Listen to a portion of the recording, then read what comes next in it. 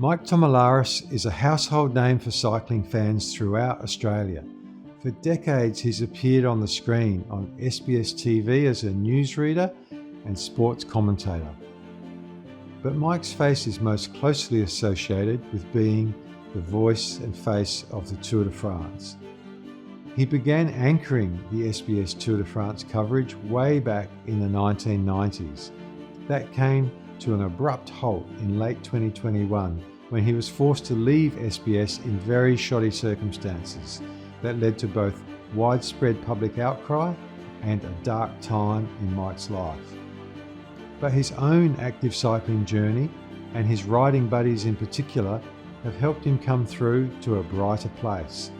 Now Mike is enjoying new opportunities in cycling, becoming the ambassador of a leading cycling group and embarking on a new career as a cycling tour guide. In this interview, you'll hear plenty of highs, but also some lows of Mike's cycling journey.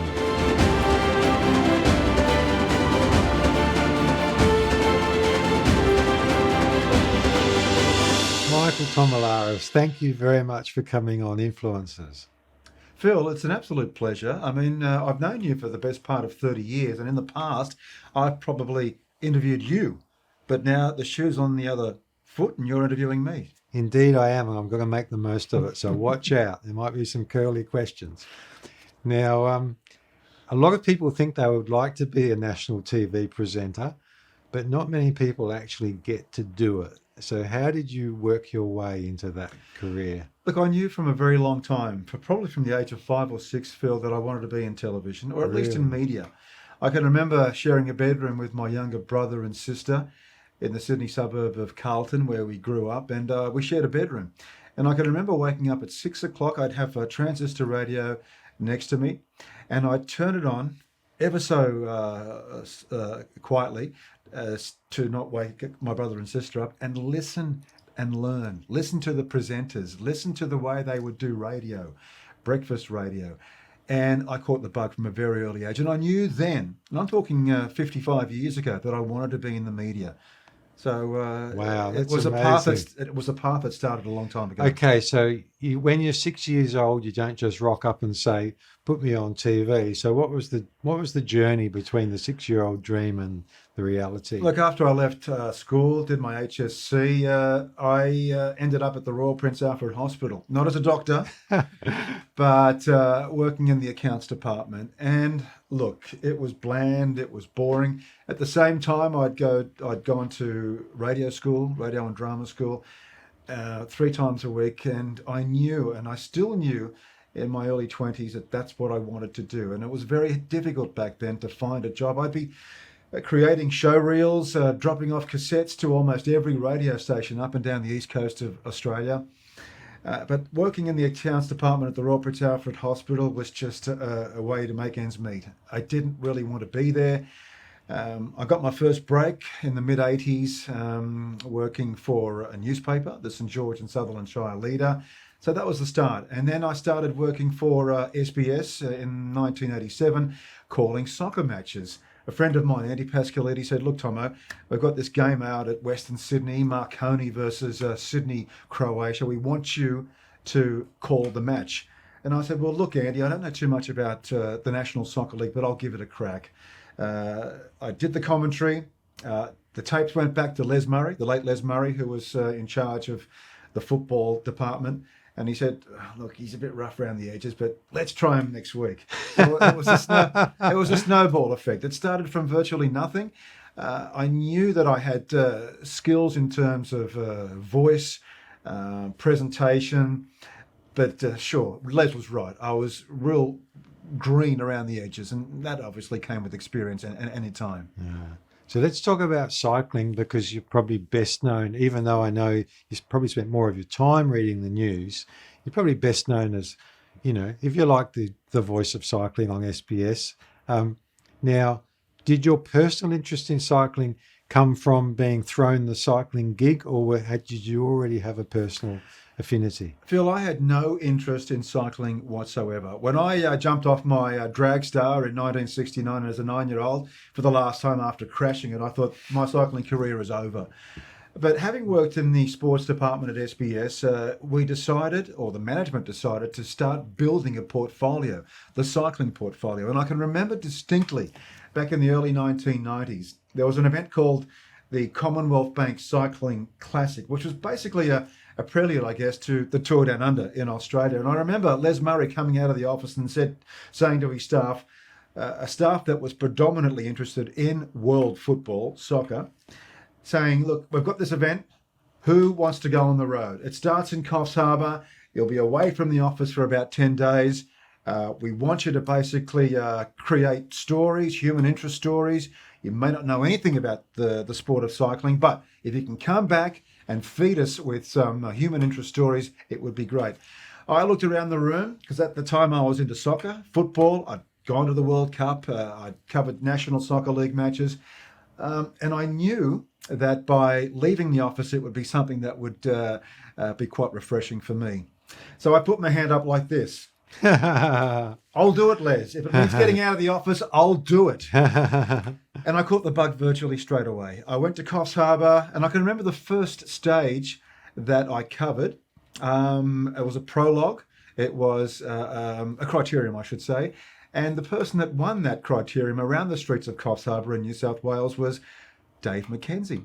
Now, Dave McKenzie and I went on to work with each other on the Tour de France. So it was the start of a relationship I never thought would develop the way it has. But yeah, Dave McKenzie won that stage. So look, and I didn't know anything about cycling, the logistics, the intricacies, how it works, the peloton, why there are attacks and all this sort of stuff. But I could see behind the scenes that there were many stories to be told.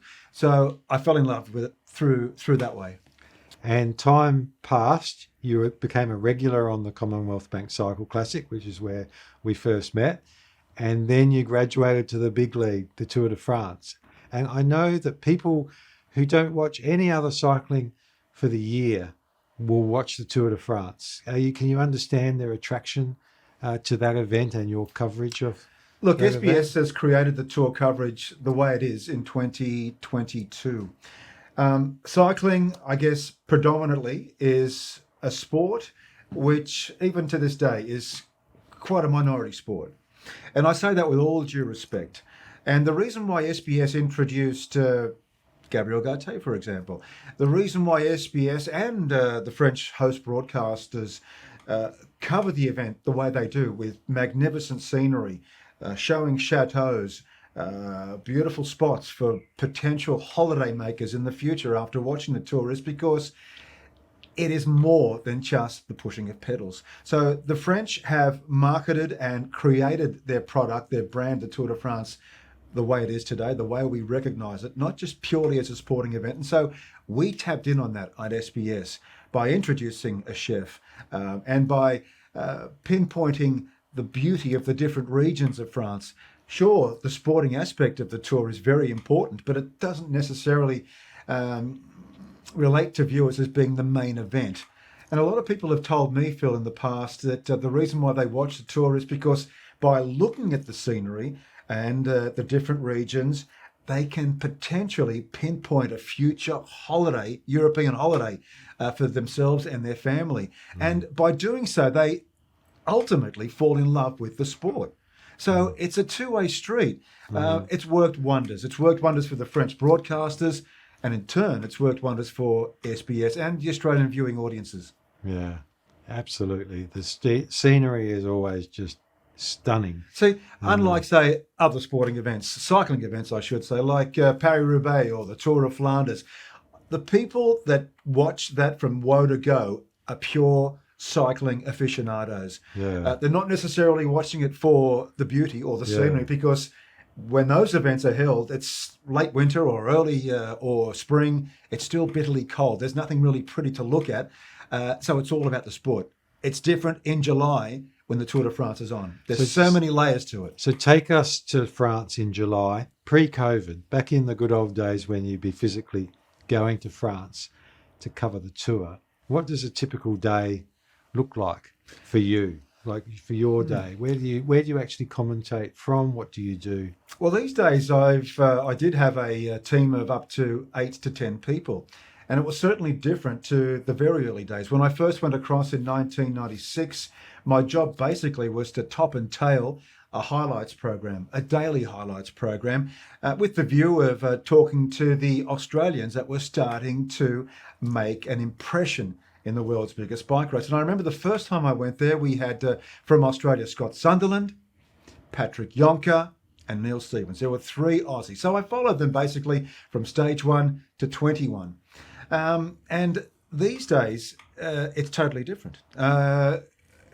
It's not necessarily a half-hour program, half-hour daily highlights program. Every stage, every push of every pedal is screened on our television sets.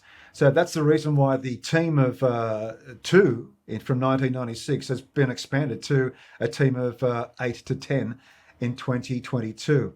SBS is still one of the smallest international broadcasters to follow the bike race, but with efficiency, I tend to think we did a pretty good job. So it's changed. There are a lot more viewers watching. Back in the early 90s, mid 90s, you could virtually count on your right hand how many people were watching. The viewing numbers were paltry. There was next to nobody watching. But we bought the rights because they were virtually given to SBS next to nothing. Yeah. ASO basically said, the organisers, the owners of the tour said, we've got this event called the Tour. It runs for 21 days. We can give you 21 episodes basically free of charge. It was very clever marketing because they knew that ultimately markets like Australia and other English-speaking countries would fall in love with the tour. So when they gave SBS something for nothing in the early days, the fee increased over time to the point where I'm not privy to what it costs these days, the rights, but I'm sure it's in the hundreds and thousands of dollars, possibly millions of dollars for Australia. Wow. So you've done a couple of dozen tours now, and you must have had some great experiences. I'm sure you've had many, but if you can just think of a few great moments, perhaps involving Aussies in the tour or whatever, if you just had to pick your highlights, your top few, what would be things that spring to mind? Oh, there are a couple. I can remember in the early days, basically for Australians to be at the Tour de France, it was an achievement just to be selected in a team. And 9 times out of 10, with all due respect to those Aussies, they were there to make up the numbers. But when the likes of Robbie McEwen, Henk Vogels, Stuart O'Grady, Brad McGee, Baden Cook turned up in the late 90s and early 2000s, well, I think the teams that had signed them up realised, hey, these guys are not here just to make up the numbers. They're here because they can make an impact and possibly win stages and probably pick up jerseys. And that was the case. Stuart O'Grady, after Phil Anderson became the second Australian to wear the yellow jersey in Tour history, Robbie McEwen became the first Australian to pick up the points green jersey. Brad McGee followed suit with the yellow jersey and winning stages. They were all winners. They were Australia, I can remember in that time when the new wave of Aussies hit France. They were the talk of the town. They were the flavour of the month. Everybody wanted to be with an Aussie cyclist competing at the Tour de France. They weren't there just to make up the numbers. So that was certainly a highlight. When Lance Armstrong made an impact, when he reappeared back in 1999 and won the prologue, that very famous day, and where was it now? I just can't recall, but it was a day that he returned after his battle with cancer and picked up honours for the US Postal Team. We thought, wow, this is amazing. And he went on to win, or at least cross the finish line first on 7 occasions. Of course, we know that he got stripped of his titles, but he, for me, was my hero. And he was the hero of many people like myself.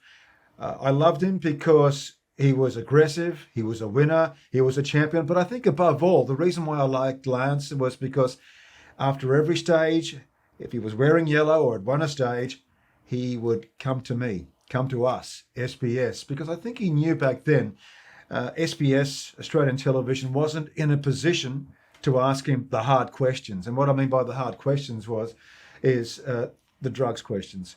Now, back then, there were rumours circulating that there was a doping program taking place, but we weren't privy to it. We didn't know what was going on behind closed doors. And I couldn't afford to lose Lance on behalf of my viewers, the viewers that were growing in numbers. So I was in a fortunate position. And Lance had a lot of minders around him back then.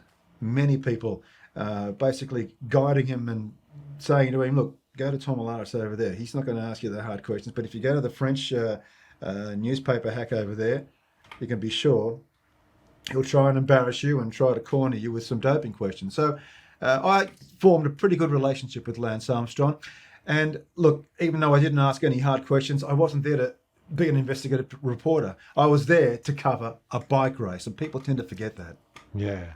So how did you feel personally when, the Oprah confession and the news finally broke? What was your feeling at that time? Well, from being my hero and the most impressive athlete that I've ever seen, ever covered, he became a chump, virtually in the space of that half-hour interview with Oprah. And look, in the end, there were no surprises. He would not admit to taking doping products, to being a ringleader, to being a bully boy. And look, to this day, I don't have much time for Lance. I won't say I don't have much respect, because I still believe, even though he was doping like everybody else back then, I believe that he was a damn good bike rider. And he did a lot of good for non-English speaking markets like Australia. The reason why so many people do wear lycra, shave their legs, ride their bikes, are mammals these days, is because they've been influenced by the success of Lance Armstrong.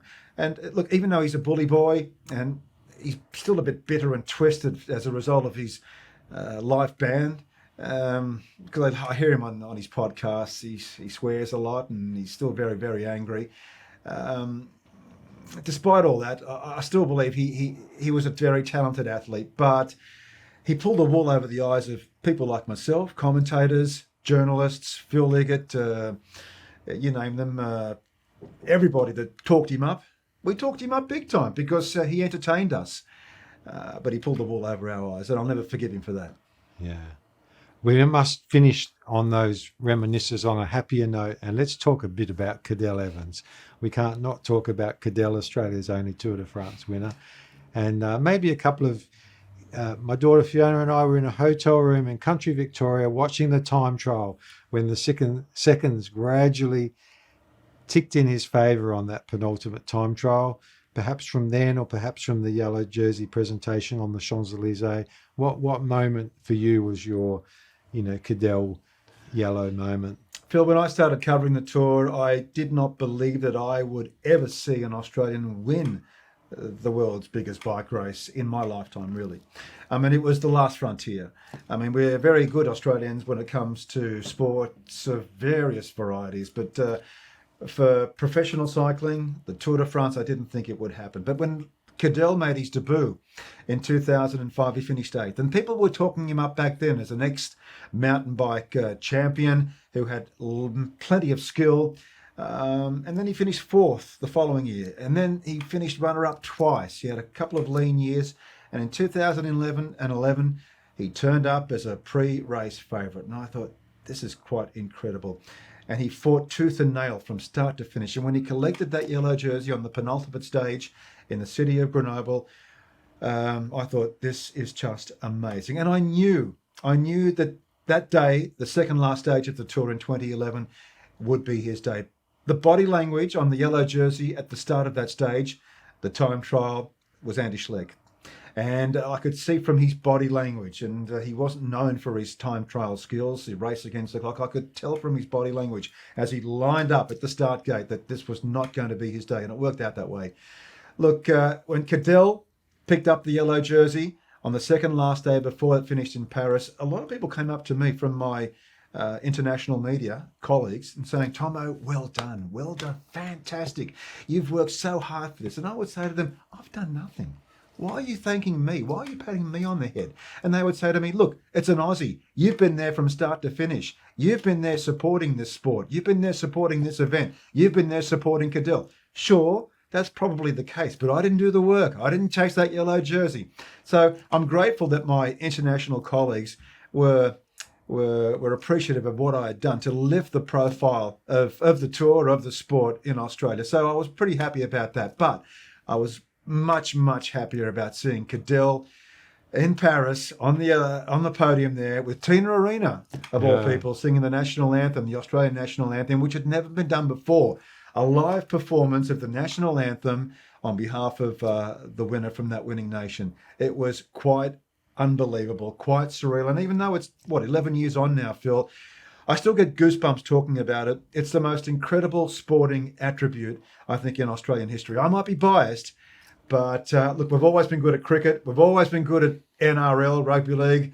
We're getting better at world football. But I think when it came to world cycling, sure, so Hubert Opperman led the way a long time ago. But to win the tour, I never thought it would happen. It did happen. Indeed, it did. Now let's lower the pace just a fraction, and we'll talk about your own cycling. So you said you parked the Dragstar after the Prang at age 9. But at some stage, like, when did you pick the bike up again, and what's been your own personal cycling journey? Wow. How my life has changed in the last 20 years. You know, I was a soccer player from the age of 6 to 42. And when I started walking into the office, limping after being hacked to bits by my opposing football players, I thought, I've got to give this away. The muscles were sore, the bones were aching, and I thought, well, I've got to take up cycling. I've got to practice what I preach. And I fell in love with it straight away. But I never thought I would accumulate as many kilometres as I do on the bicycle in 2022 as I do these days.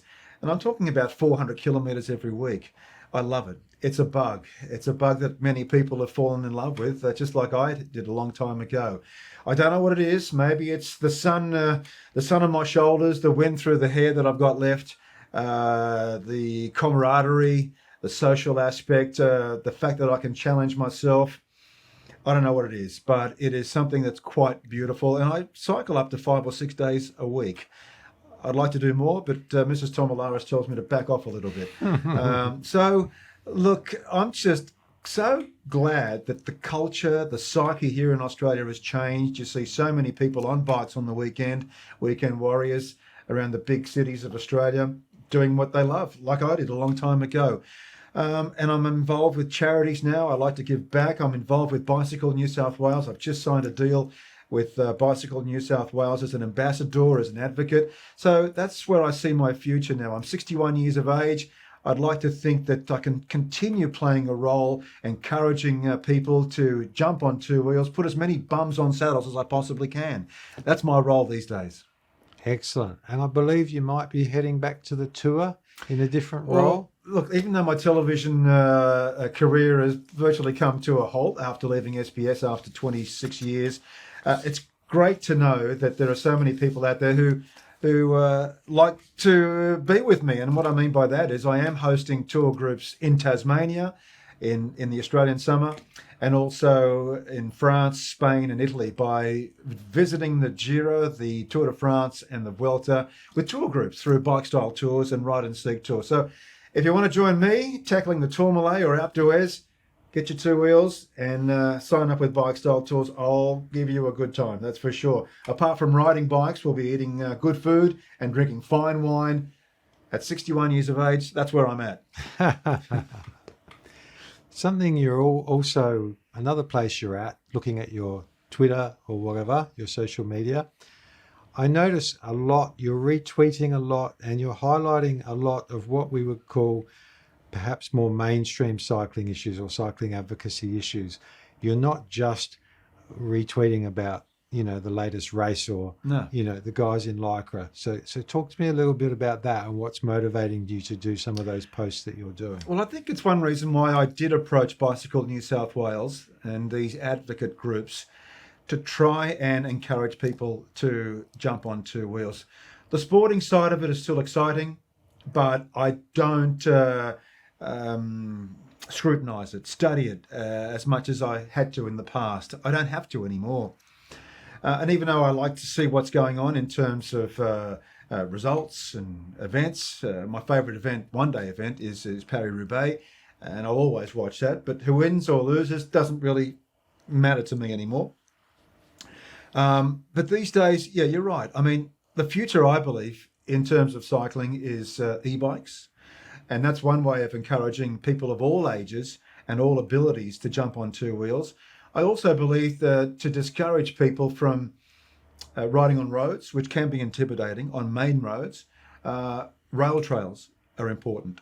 And what I mean by that is converting old railway lines, disused railway lines, and converting them to tracks and trails for push bikes. And they're popping up all over the world, all over the country, and all over New South Wales particularly. Rail trails are going to boom, that's for sure, for many reasons, for cyclists who don't want to ride on major roads, but also the rural areas that can benefit by having their local economies boosted with the arrival of city folk who want to get away from the big smoke and come to these rural areas and ride their bikes and take in the delights that the country areas have to offer. So I think there's potential there as well. And look, another area which I'd like to tackle is the Indigenous population.